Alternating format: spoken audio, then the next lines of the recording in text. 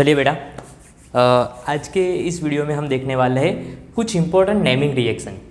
आज के हम वीडियो में हम 3 नेमिंग रिएक्शंस पढ़ने वाले हैं और ये सारी नेमिंग रिएक्शन आपके बोर्ड एग्जाम जेई और नीट और गुजकेट के लिए सभी के लिए इंपॉर्टेंट है। याद रखना, ये नेमिंग रिएक्शन आपको मार्क्स दिलवा सकती है, तो ध्यान से एक बार देख लीजिए। सबसे पहले हमें पढ़ना है वुल्फ किश्नर रिएक्शन। कुछ इस तरह से याद रखो, आपको ईजी रहेगा। चलिए देखिए, नेमिंग रिएक्शन। सबसे पहले नेम रिएक्शन हमारे पास है, 3 नेम रिएक्शन हम पढ़ने वाले हैं। सबसे पहले Wolff Kishner reduction, Wolff Kishner reduction, ठीक है। वुल्फ किश्नर रिडक्शन के लिए हमें फॉर्मेशन क्या मिलता है, तो हमारे पास एल्केन की फॉर्मेशन होती है। स्टार्ट किससे करना है, तो एल्डिहाइड या कीटोन से, एल्डिहाइड या कीटोन से। इसमें आप एरोमेटिक और एलिफेटिक दोनों ले सकते हो, एरोमेटिक और एलिफेटिक दोनों की बात करेंगे।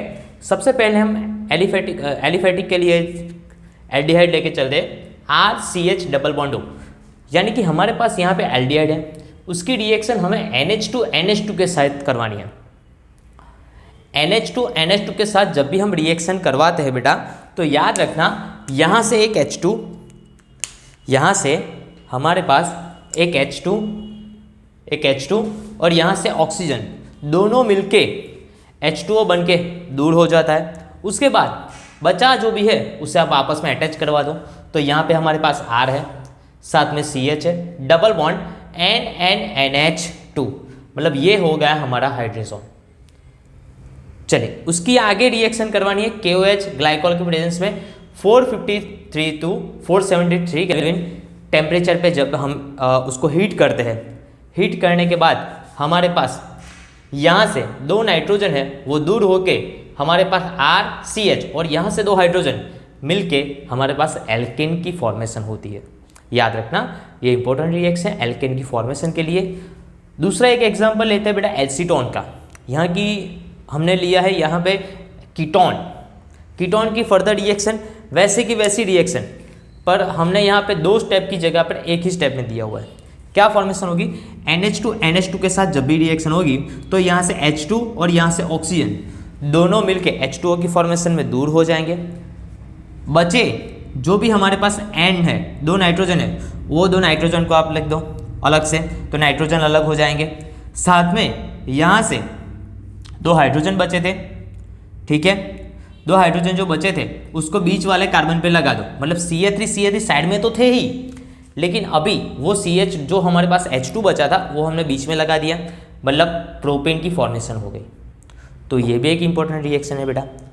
अगेन दूसरी बात फिर से बता देता हूँ, याद रखना, यहाँ से ऑक्सीजन और यहाँ से अलग मार्कर यूज़ करते हैं, यहाँ से ऑक्सीजन और यहाँ से H2 मिलके क्या दूर हो जाएगा, H2O। दूसरा यहाँ से N और यहाँ से N मिलके N2 दूर हो जाएगा। साथ में बचा क्या, एक H2, उसको बीच वाले कार्बन पे लगा दो, CH3 फॉर्मेशन हो गई। वैसे ही सेम एसिटोफिनॉन, मतलब यहाँ पे अल्काइल ग्रुप की जगह पे एराइल ग्रुप है। सेम रिएक्शन, यहाँ से ऑक्सीजन ले लो, यहाँ से हाइड्रोजन ले लो, मतलब H2O दूर कर दो पहले तो, साथ में यहाँ से नाइट्रोजन, यहाँ से नाइट्रोजन, N2 दूर कर दो। बचा क्या, एक H2, ठीक है, उसे कार्बन के साथ लगा दो, मतलब CH2CH3, इथाइल बेंजीन।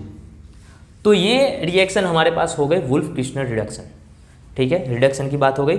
चलिए आगे की बात करते हैं। और दूसरा, रिडक्शन क्यों बोला जाता है बेटा, याद रखना कि यहाँ पे हमने हाइड्रोजन ऐड किया है, देख लो, यहाँ से हमने H2 इसमें ऐड किया, मतलब रिडक्शन हुआ। विलियमसन रिएक्शन की बात करते हैं। CH3CH2I, मतलब यहाँ पे हम अल्काइल हैलाइड आयोडीन लेते हैं, ठीक है, आयोडाइन के फॉर्म में, आयोडीन के लिए। साथ में एक हमारे पास सोडियम इथोक्साइड है, मतलब सोडियम अल्कोक्साइड लेते हैं। यहाँ से हमारे पास दूर हो जाता है, याद रखना, यहाँ से Na सोडियम और यहाँ से I, मतलब सोडियम आयोडाइड हमारे पास दूर हो जाता है। बाकी का जो कुछ भी बचा उसे आप आपस में अटैच करवा दो, मतलब CH3CH2 तो था ही, बीच में क्या आया, ऑक्सीजन और फिर CH2CH3, ठीक है। तो ये भी एक इंपॉर्टेंट रिएक्शन हो गया बेटा।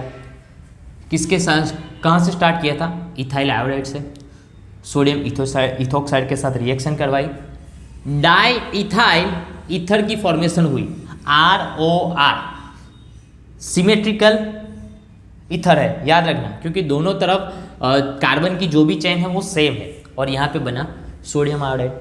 ऐसे ही कुछ रिएक्शन हम लेते हैं एरोमेटिक के लिए।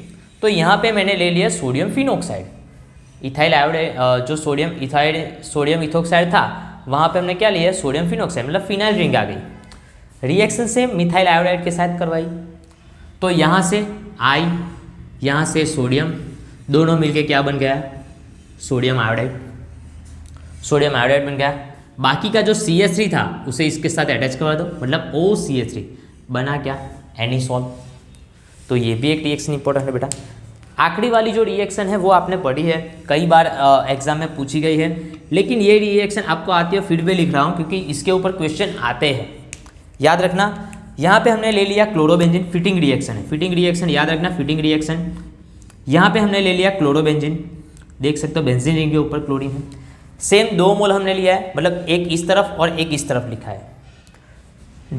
बीच में लिख दिया हमने सोडियम, सोडियम मेटल की प्रेजेंस में जब क्लोरोबेंजीन की 2 मोल क्लोरोबेंजीन की जब भी हम ड्राई ईथर की प्रेजेंस में जब रिएक्शन करते हैं, तो यहाँ से, तो याद रखना बेटा, यहाँ पे NaCl जो है वो मिलके दूर हो जाता है, NaCl हमारे पास दूर हो जाता है, मतलब 2 NaCl दूर हो गया। 2 बेंजीन रिंग जो बची उसे अटैच करवा दो, मतलब डाइफिनाइल या बाइफिनाइल की फॉर्मेशन हो गई। चलिए, ये एक इंपॉर्टेंट रिएक्शन है। इतनी सारी रिएक्शन आपको एक बार पढ़ना है, ध्यान से देख लो, JEE नीट के लिए ये रिएक्शन आपको याद रखनी है। चलिए, नेक्स्ट टाइम जब भी हम मिलेंगे तो बेटा इससे आगे की रिएक्शन के बारे में पढ़ेंगे। वीडियो को लाइक कर दिए, शेयर कर दिए और सब्सक्राइब कर दिए, ये रिएक्शन आपके लिए इंपॉर्टेंट है, ठीक है। चलिए, नेक्स्ट टाइम मिलेंगे, तब तक जय हिंद।